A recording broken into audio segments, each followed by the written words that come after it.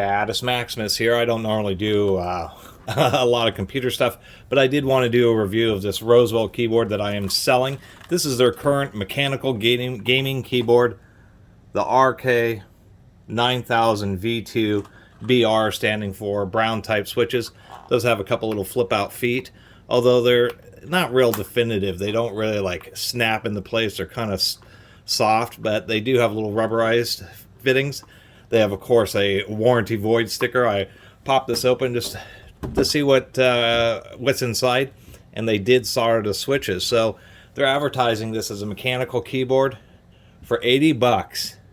It has no lighting whatsoever, and overall it doesn't work too bad. This one's just a little bit different because this one does have cast metal WASD keys.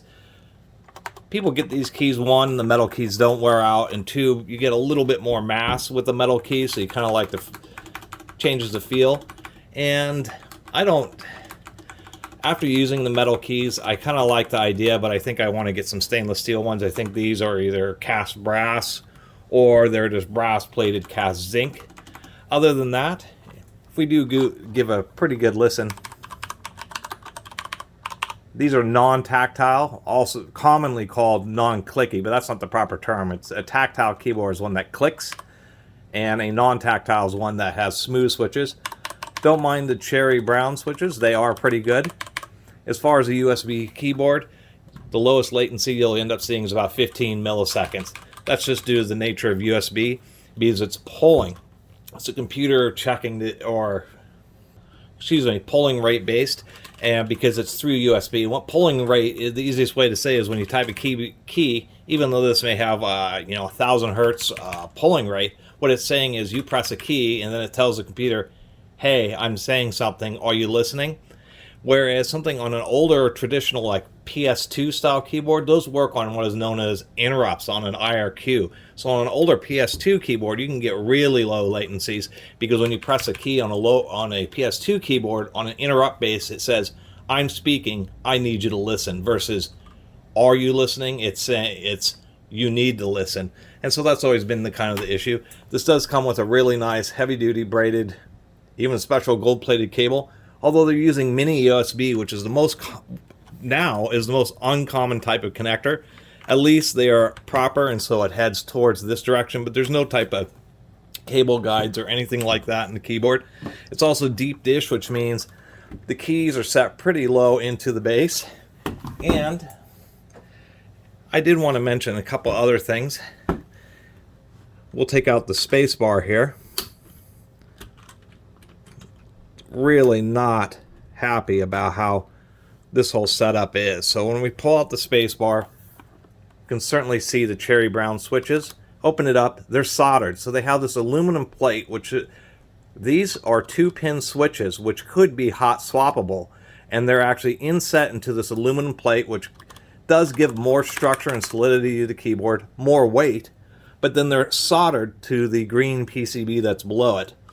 And that's really disappointing. And if we look at the stabilizer bar, what this is when this, on long keys, you have a little stabilizer bar. When you press on one side, it helps draw down the other side so it goes down evenly.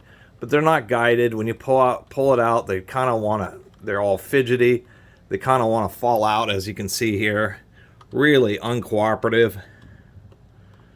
And those little things are just not, they're guided by the key itself. So you have to kind of just carefully get them in just the right place, and it's super annoying to deal with. There, it took me a second to get that kind of back in. So there isn't any real guides. Those aren't captured.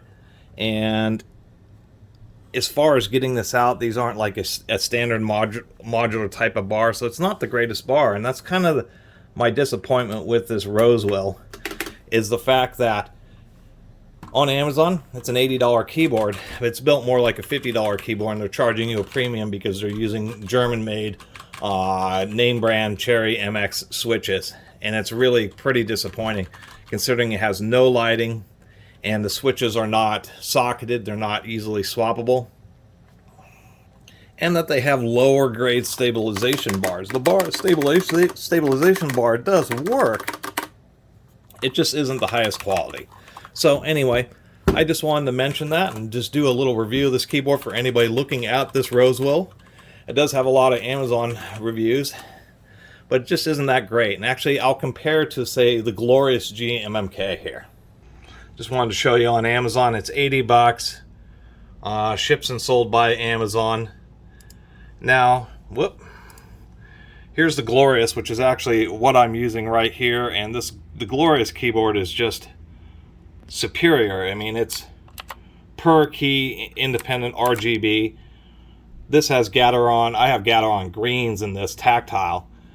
And this, for literally $15 more, and this is once again shipped by Amazon and it's sold by Glorious themselves, is just exponentially better. I wouldn't say exponentially, but it is way, way better. You get full RGB, you get hot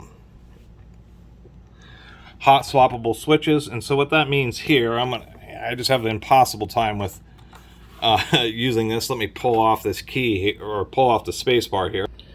So you can see the stabilization bar. This is like a more of a standard type modular style. Come on, focus. And then you can see that the little depression areas, whatever, the little guides are actually fully enclosed, keeps everything together. They don't just pop up and fly out like on that, on the Rosewill keyboard. And then what I mean by hot swappable is you just take a special tool here, grab on the top and the bottom of the switch, and you can just pull the switch out like that and order set the switches. They're about 50 bucks. And so what's a shame about that Rosewill is it uses these very same style of switches, except for they just simply solder them because they didn't want to spend the money to put in the little 2-pin socket. And so that's kind of the deal here, is for literally $80 versus $95. For $15 more, you get way more keyboard. Not to mention that this Glorious just has a whole aluminum plate for the top deck.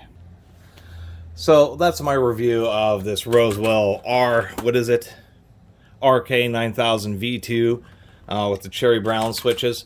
Is that Rosewill is simply overcharging for it. That's all there is to it. They are overcharging. It's a $50 keyboard, maybe a $60 keyboard, but the fact that you can spend $15 more and get one that has better stabilization, hot swappable switches, and full per key RGB. That Glorious keyboard has like 130 different types of lighting modes, as well as using software and doing any kind of custom lighting you want. It just seems insane that Rosewill is charging so much for this one. Anyway, I really appreciate everybody who's been watching and subscribing, and if you haven't subscribed, please do. Till next time, Catus Maximus out.